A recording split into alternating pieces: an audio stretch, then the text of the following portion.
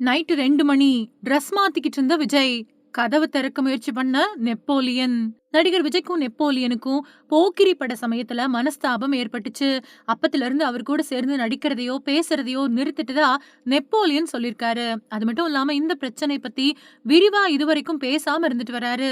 இந்த நிலையில பிரபல பத்திரிகையாளர் பிஸ்மி இத பத்தி பேசியிருக்கக்கூடிய விஷயம் ஷாக்கிங்க குடுத்திருக்கு. கோலிவுட்டோட சீனியர் நடிகரான நெப்போலியன் இப்போ சினிமாவுல இருந்து ஒதுங்கி அமெரிக்காவுல வசிச்சுட்டு வராரு.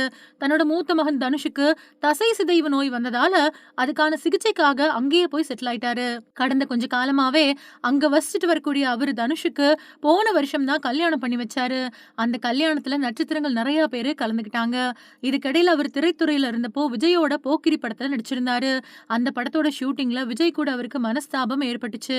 அமெரிக்காவிலிருந்து வந்திருந்த தன்னோட நண்பர்கள் விஜய சந்திக்க ஆசைப்பட்டதாவும், அதுக்காக கேரவனுக்கு கூட்டிட்டு போனப்போ விஜய் கேரவனுக்கு வெளிய வச்சு ஒரு மாதிரி பேசிட்டாரு அப்படின்னு சில பேட்டிகள்ல அந்த பிரச்சனை பத்தி சொல்லியிருக்காரு. இந்த நிலையில பிரபல பத்திரிகையாளர் பிஸ்மி இந்த பிரச்சனை பத்தி ஒரு பேட்டியில பகிர்ந்திருக்காரு. போக்கிரி படத்துல நடிச்சப்போ நைட் 2 மணிக்கு தான் அந்த சம்பவம் நடந்துச்சு. நெப்போலியனோட ஃப்ரெண்ட் ஒருத்தர் அந்த பட ஷூட்டிங்க்கு வந்திருக்காரு.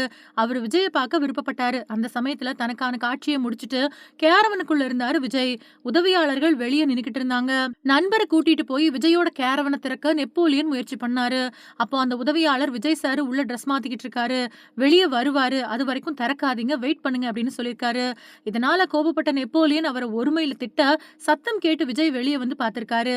என்ன ஏதுன்னு விசாரிச்ச விஜய், உங்க உதவியாளர் என்ன உள்ள விடமாட்டேங்கிறாரு அப்படின்னு சொல்லியிருக்காரு.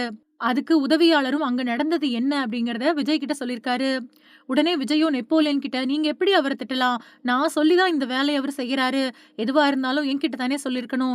அவர ஏன் திட்டுனீங்க? அப்படின்னு கோபத்தோட கேட்டிருக்காரு. அத அங்கிருந்த எல்லாருமே பார்த்திருக்காங்க. இத்தன பேர் முன்னாடி விஜய் இப்படி பேசிட்டாரே அப்படின்னு நெனச்ச நெப்போலியன், அப்பத்துல இருந்து அவர் கூட நடிக்கிறத நிறுத்திட்டாரு அப்படின்னு சொல்லியிருக்காரு.